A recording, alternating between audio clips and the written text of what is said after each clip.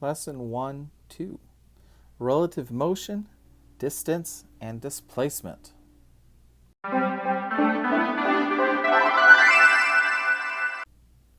This first unit is going to study kinematics. Kinematics studies motion without thinking about its cause. We're just describing how things move, not why it's moving or changing its motion. Our first bit of kinematics is position. Position is the location where something is relative to a coordinate system called a frame of reference. So position is always relative to a reference frame. Earth is the most common reference frame, but we could use something else. The most common coordinate system would be the XY Cartesian coordinate system. Relative motion is how to describe the motion of an object based on the different reference frames. So imagine this. You're sitting in your car next to a big tractor-trailer truck. The truck starts to move, but you stay still compared to the Earth. How do you feel? Well, most of us are going to be startled because we're going to suddenly feel like we're going backwards. If the truck starts moving forward and all we can see is the truck, we're going to feel like we're moving backwards. So relative to the truck, we'd be moving backwards, even though relative to the Earth, we'd be sitting still. This dog goes out for a walk. So is the dog actually moving? Let's play that again.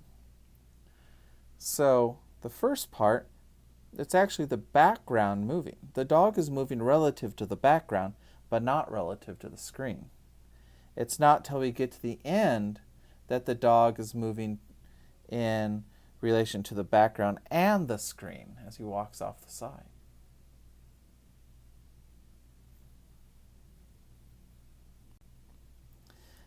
Displacement is our change in position relative to a reference frame.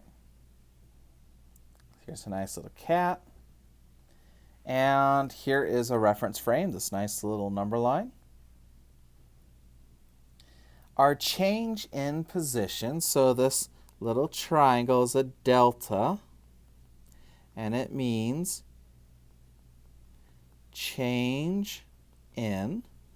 So our change in position is our final position minus initial. So this is final and initial.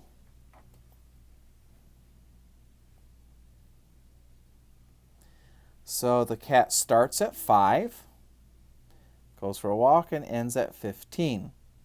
So our initial position was 5, our final position was 15. So our change in position would be our final minus the initial, or 10. Displacement is a vector, and that means it has direction and magnitude, both which way it's going and how far it's gone. The path doesn't matter for displacement. The cat could do that and still have the same displacement.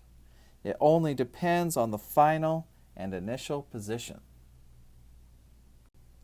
So what is the displacement of the path in the diagram? Well, we start there at -5 and we end here at 7. For displacement, the going back and back forwards in the middle doesn't matter. Our displacement is just our final position minus the initial position. So it's 7 minus -5, which would be 12 units. Since it's positive, that means it went in the positive direction. If we had gotten a negative answer, that means it would have been going in the negative direction. Distance, however, is the total length of the path taken. Distance is a scalar. It only has magnitude or size, but it does not have direction. Displacement has the direction and is a vector. Distance does not have direction and it is a scalar. Let's say you drive 20 kilometers east, then turn around and drive 15 kilometers west. What is your displacement? Well, it may help to start by graphing it. So we start here, so that is our initial. And we went all the way to 20 and then back 15, so we ended here.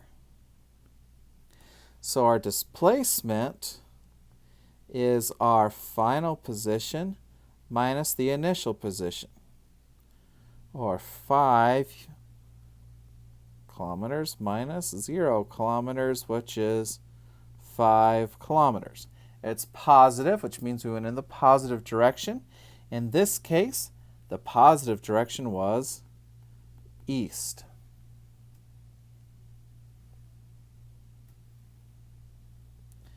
But what is our distance?